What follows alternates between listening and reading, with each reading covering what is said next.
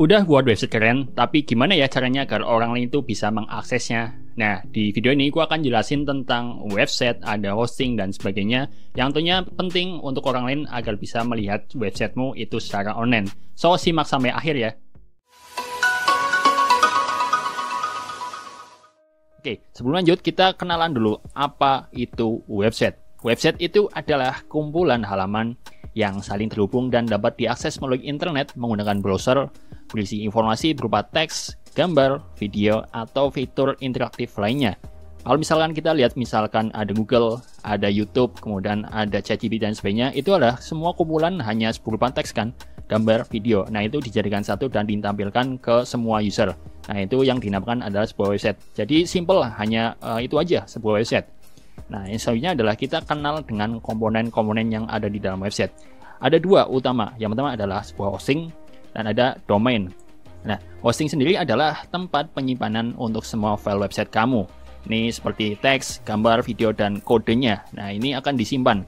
Nah, hosting ini ada di sebuah server atau komputer khusus yang selalu online agar website bisa diakses kapan aja. Jadi, hosting itu intinya tempat penyimpanan ya semua file-file website kamu ya.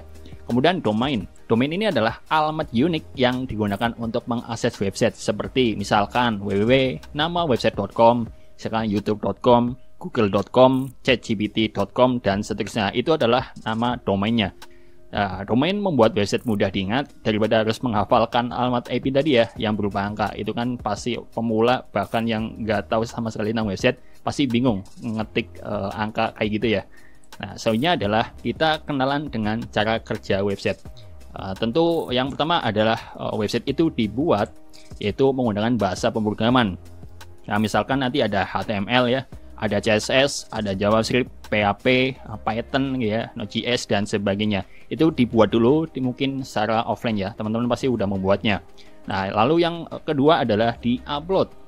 Nah, di-uploadnya kemana agar tentu bisa diakses oleh orang lain ya. Tentunya di-upload setelah jadi, di-upload ke server atau hosting. Nah, hosting nanti ada dua yang utama biasanya yang sering gunakan, ada share hosting atau VPS. Nanti kita bahas perbedaannya siapa gitu ya. Lalu dihubungkan dengan domain. Misalkan teman-teman udah memesan juga nama domainnya. Yang selanjutnya adalah diakses. Nah, setelah selesai semuanya di-upload di dalam server, di hostingnya. Setelah selesai, website bisa diakses dengan domainnya di web browser. Webmu akan jadi online dan bisa diakses oleh orang lain. Nah, kita tahu tentang share hosting dan VPS. Ini adalah dua jenis hosting yang sangatlah populer, yang banyak digunakan. Apa sih perbedaannya? Karena ini kita akan menjadikan website jadi online ya, kita harus tahu dulu. Share hosting adalah jenis hosting di mana beberapa website berbagi sumber daya dari satu server yang sama. Maksudnya gimana? Oke, misalkan ini adalah sebuah server. Nah, di sini ada 3 website yang mengaksesnya. Jadi dalam satu server gitu ya, dalam satu spek CPU gitu ya, itu ada 3 websitenya. Tentunya contoh aja kalau misalkan kita punya sebuah kamar gitu ya.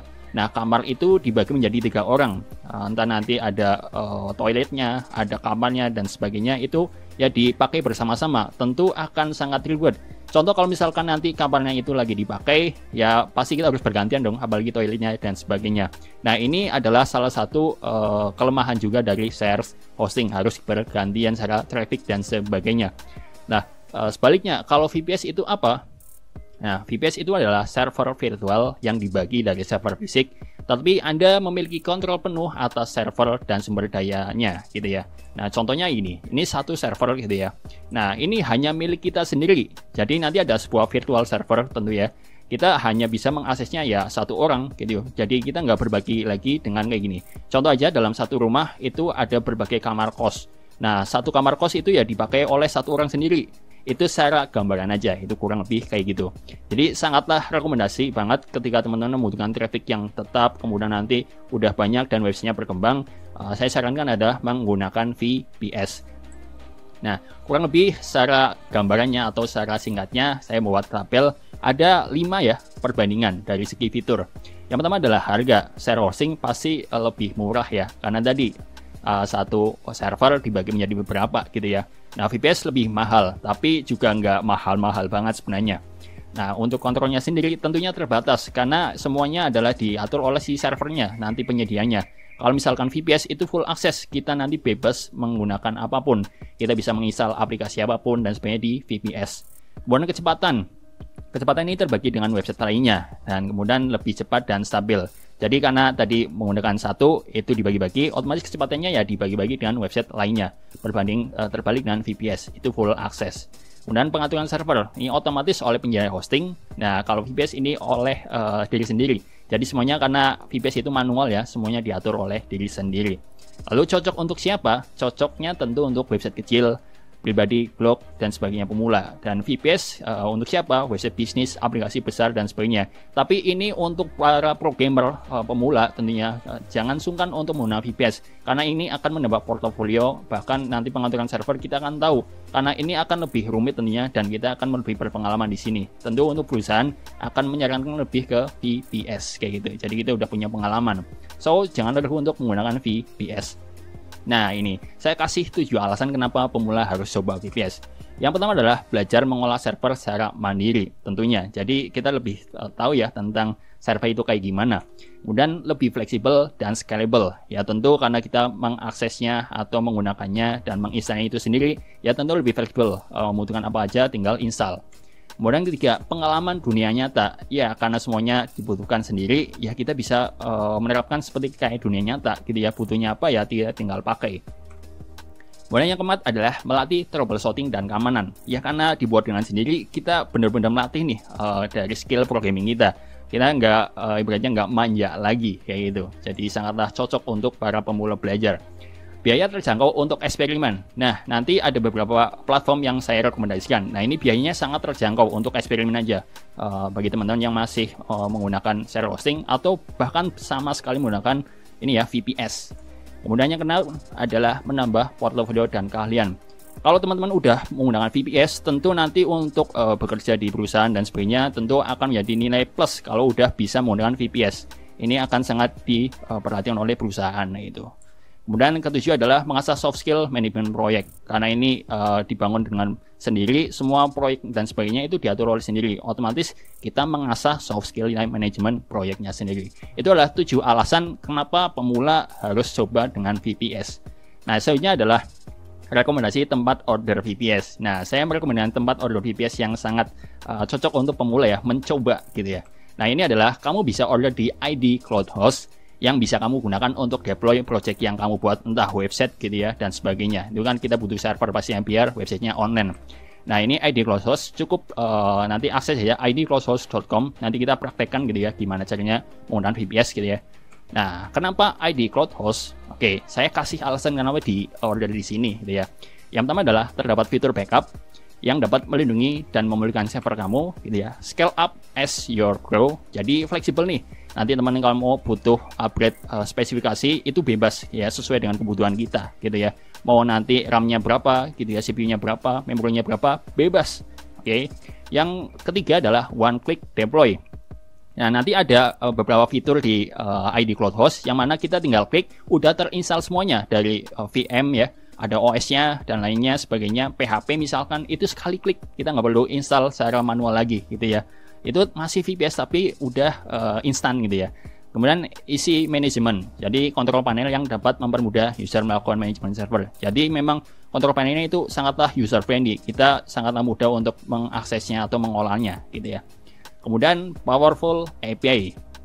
Nah ini memungkinkan user melakukan berbagai kegiatan secara otomatis dengan aman, cepat dan praktik menggunakan API ID Cloud Host. Jadi udah ada ini ya fitur API ID Cloud Host yang sangatlah powerful gitu. Nanti tinggal dipakai. Dan yang paling penting nih support 24/7 gitu. Jadi ya teman-teman nggak perlu lagi kalau misalkan nanti ada bingung tentang ada trouble dan sebagainya di VPS teman-teman. Nanti tinggal calling aja ke customer supportnya kayak itu. Kurang lebih kayak itu. Nah, dapatkan promo spesial ya jika teman-teman nanti menggunakan VPS di ID Cloud Host. Nanti top up aja saldo Cloud Host VPS karena kita kan sistemnya top up ya. Kamu minimal 55.000, kamu bisa dapatkan free kredit saldo 25k gitu ya. 25.000. Jadi sangatlah cheap banget ya, sangat murah gitu, bahkan dikasih bonus. Dengan memasukkan kode ini ya. ID CHFC25. Langsung klaimnya di sini ya. Nanti klik aja di sini. Klik gitu ya. Nah, ini teman-teman akan diakses ke browser dari ID Cloud Host. Nanti jadi teman-teman kalau misalnya udah daftar pakai ID kupon code ini nanti akan menjadikan free dari saldo 25.000.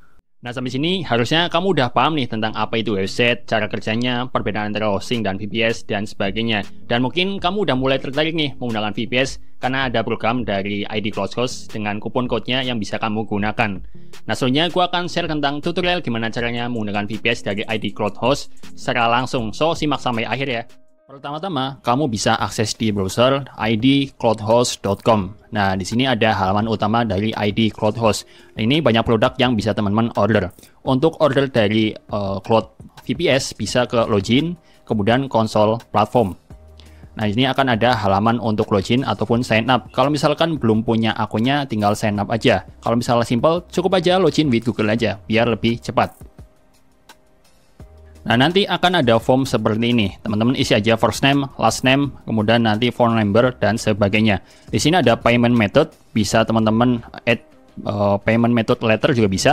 Nanti billing akunnya apa, gitu ya. Kasih aja. Nanti I have campaign code, tinggal checklist aja. Dan isi dengan kupon code yang udah ada di penjelasan sebelumnya. Nanti tinggal complete sign up. Nah, setelah selesai akan ada halaman utama dari konsol idcloudhost.com. Nah, sini untuk membuat sebuah virtual machine, teman bisa ke virtual machine lalu create new VM. Nah, di sini akan ada tampilan seperti ini. Ada dua cara yang cukup menarik di sini, yaitu bisa menggunakan virtual machine secara menggunakan OS dan seterusnya. Ini versi manual ataupun menggunakan app catalog. Nah, app catalog adalah cara yang paling instan banget ketika teman-teman menggunakan virtual machine. Nah, di sini bisa menginstal secara instan ya. Misalkan ada LAMP, ada Laravel, gitu ya, ada berbagai macam website atau aplikasi yang bisa teman-teman install secara otomatis. Nah, karena kita akan belajar bagaimana menggunakan ini ya, virtual machine menggunakan PHP dan seterusnya untuk development web, kita bisa menggunakan si LAMP ini. Ataupun kalau misal mau yang versi yang ini ya, custom, bisa menerapkan ini, tinggal pilih OS-nya. Kalau saran saya adalah menggunakan Ubuntu aja, karena ini sangatlah user friendly, jadi mudah digunakan untuk pemula sekalipun. Tapi kali ini kita menggunakan app catalog dan kemudian pilih yang LAMP. Nah, untuk versi PHP-nya menggunakan versi PHP 8. Nah, LAMP ini adalah ya udah ada MySQL, PHP, Apache, dan Ubuntu ya. Nah, nanti bisa diterapkan. Setelah itu ke bawah. Nah, ini pilih user lokasinya adalah Indonesia aja. Nah, di size-nya adalah pastikan nanti teman-teman sesuai dengan kebutuhan aja. Misalkan 87, 100, dan seterusnya. Nanti bisa top up dulu. Nah, caranya top up adalah gini ya. Top up now. Nah, di sini minimal kreditnya adalah 55.000. Kalau misalkan mau free ya, top up your account untuk klaim ya. Gini. Karena tadi kita udah menerapkan kupon code-nya, jadi kita bisa mendapatkan free kredit 25.000 dengan minimal 55.000 Kak, gitu ya. Nah, di sini bisa ada berbagai macam pembayaran. Oke, kalau misalkan udah, tinggal di top up aja, misal pakai Dana, gitu ya, pakai top up. Nah, setelah itu tinggal masukkan aja nomor dananya, nanti tinggal di top up. Kalau misalkan ada kendala, bisa hubungi customer service. Setelah melakukan top up, maka akan ada ini ya, kredit, misalkan saya 100.000. Kalau misalkan udah, tinggal ke sini lagi, ke tipe, misalkan pilih app catalog, dan pilih yang LAMP. Nanti versinya adalah yang 8. Lalu lokasinya adalah pilih Indonesia aja. Nah, di sini untuk size-nya sesuaikan aja sesuai budget. Kalau saya misalkan 100.000. Nah, kalau misalkan teman-teman mau custom dari CPU, RAM, disk, ini bisa digeser aja sesuai dengan kebutuhan. Tentu ini menyesuaikan dengan budgetnya ya, gitu ya. Jadi semakin ini ya, semakin banyak atau CPU-nya misalkan 4 dan seterusnya, RAM-nya semakin banyak, disk-nya semakin besar, itu tentunya akan semakin baik dan semakin cepat, gitu ya. Nah, kalau saya misalkan 100.000 dulu. Nah, di sini username-nya misalkan saya Bagas. Nah, untuk password-nya bisa menggunakan ini ya. Tulis aja, misalkan Bagas 1, 2, 3. Nah, ini. Oke. Nah, untuk SSH-nya bisa dikosongkan aja. Untuk resource name-nya misalkan saya my server. Bebas ya untuk namanya. Nah, setelah itu tinggal ini payment-nya kayak gini, ini 100.000, sesuaikan budget, tinggal create aja. Nah, maka akan ada ini ya, dia sedang memproses untuk servernya, namanya my server. Ini tunggu beberapa saat aja, nanti akan selesai. Lalu setelah selesai terbuat, maka di sini di tab kiri ya, akan ada tulisan my server sesuai dengan VM yang teman-teman buat. Ini bisa diklik aja. Dan di sini akan muncul berbagai deskripsi mulai dari IP-nya ya, kemudian ada username dan sebagainya. Di sini juga ada tab-tab yang bisa teman-teman gunakan, yaitu contohnya adalah backup. Backup ini adalah fitur yang bisa digunakan ketika teman-teman enable. Ini harus ada press-nya juga, tapi ini akan membackup secara otomatis. Kemudian di sini ada menu-menu yang bisa teman-teman gunakan, terminal gitu ya, ada clone, ada force dan seterusnya. Nah, saat ini kita coba nih membuktikan apakah kita bisa login by SSH melalui nanti CMD atau lainnya ya. Nah, kita buka dulu di ini karena menggunakan Windows ya, buka aja CMD. Nah, kurang lebih kayak gini. Nah, lalu yang perlu teman-teman gunakan adalah ini ya, IP address-nya. IP address-nya berapa gitu ya. Misalkan di sini, ini copy aja. Nah, di sini tinggal ketik aja SSH, lalu nama username-nya apa? Berarti Bagas kalau saya, add IP-nya, lalu enter aja. Nah, masukkan password yang pertama kali di register ya. Ini saya udah ngetik, tapi memang kalau misalkan pakai SSH dia nggak kelihatan ya passwordnya. Kalau udah enter aja. Nah, setelah selesai, kalau misalkan tampilannya kayak gini, ini berarti menandakan bahwa ya SSH-nya berhasil atau VPS-nya berhasil. Nah, untuk membuktikan apakah LAM-nya itu berhasil terinstall, kita bisa cek satu persatu. Misalkan dari Apache-nya dulu nih. Kita cukup menggunakan clear dulu misalkan. Nah, clear aja biar semuanya bersih. Nah, tinggal Apache 2 ya, karena Apache 2 versinya min v gini aja. Nah, maka akan ada versinya. Ini Apache versi 2441 ya, di versi Ubuntu, karena kita menggunakan Ubuntu. Itu Apache berarti udah ada nih. Nah, lalu PHP-nya apakah ada? PHP min v. Nah, ini udah ada versi 8 ya, karena kita memilihnya versi 8. Lalu yang terakhir adalah MySQL. MySQL min version. Nah, ini ada ya, MySQL versionnya kayak gini, Debian dan seterusnya. Nah, untuk membuktikan kembali, bisa buka nih ya. Buka lagi dari browsernya, ketik aja IP address-nya, lalu enter aja. Nah, maka akan ada halaman default Apache Ubuntu seperti ini harusnya ya. Kalau misalkan belum dimodif sama sekali, ini baru pertama kali, maka akan muncul lagi ini kalau berhasil. Ya, yang selanjutnya adalah kita coba login by konfigurasi dari MySQL-nya. Cukup menggunakan MySQL gitu ya, min u, kemudian root. Min u ya, berarti username-nya misalkan Bagas berarti ya, Bagas, atau root aja, coba min p. Nah, gini, enter password. Nah, dia akan terhubung. Nah, cara ceknya adalah show databases misalkan. Nah, dia akan ada list database yang defaultnya. Ini biasanya kalau misalnya pertama kali buat, ini hanya kayak gini aja. Ini berarti berhasil. Ini exit aja. Berarti dari penggunaan VM-nya ini udah berhasil. Lalu coba deh kita membuat sebuah project. Nah, untuk membuat sebuah project, kita membutuhkan nanti ada FileZilla dan Putty. Putty ini semacam ya konsol ya, konsol yang sama kayak CMD, tapi ini lebih mudah. Nah, ini bisa direkomendasikan untuk aplikasi di Windows. Nah, ketika terhubung dengan virtual machine atau VPS ya, akan mudah jika menginstal dua aplikasi ini. Ini prefernya ke OS Windows ya. Nah, kalau misalkan di versi Linux itu ada beberapa aplikasi lainnya. Nah, untuk download Putty-nya bisa ya cari aja di sini ya. Ini udah ada linknya, klik di sini. Nanti atau cari aja di Google ya. Misalkan download Putty. Nah, di sini udah ada. Tinggal cari aja yang versi yang dibutuhkan. Misalnya download Putty. Nah, ini tinggal versinya. Versi sesuaikan aja, misalkan 32 bit atau 64 bit. Cari aja yang ini. Oke, kalau udah tinggal FileZilla. FileZilla. Nah, FileZilla ini adalah untuk manajemen di mana kita bisa mengupload filenya dan seterusnya. Ini download aja. Nah, setelah terinstall bisa teman-teman buka ya. Lalu buka aja file Putty-nya ya. Nah, kurang lebih tampilannya akan seperti ini ya. Nah, kurang lebih kayak gini.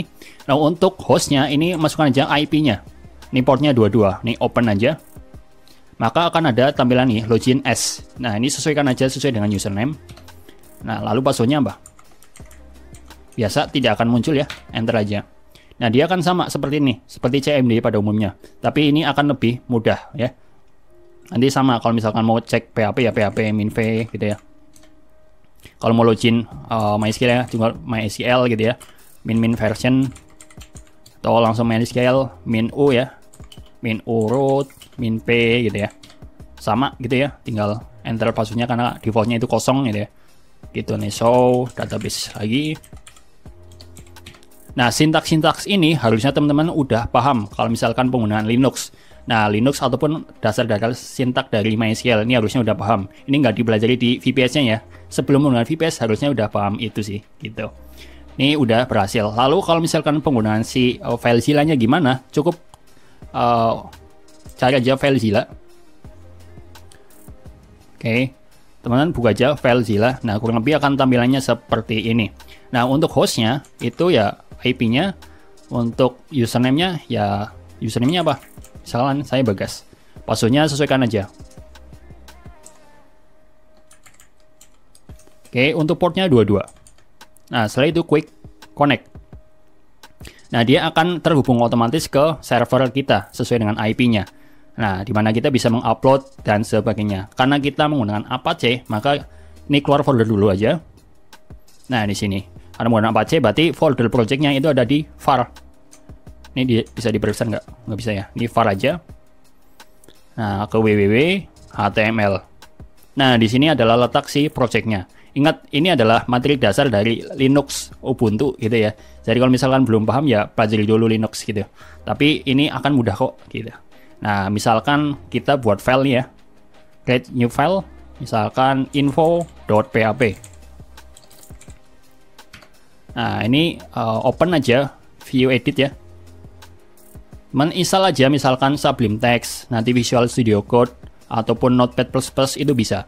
Nah, di sini pakai aja PHP gini, PHP info. Nah, kita ingin tahu PHP infonya. Ini save aja.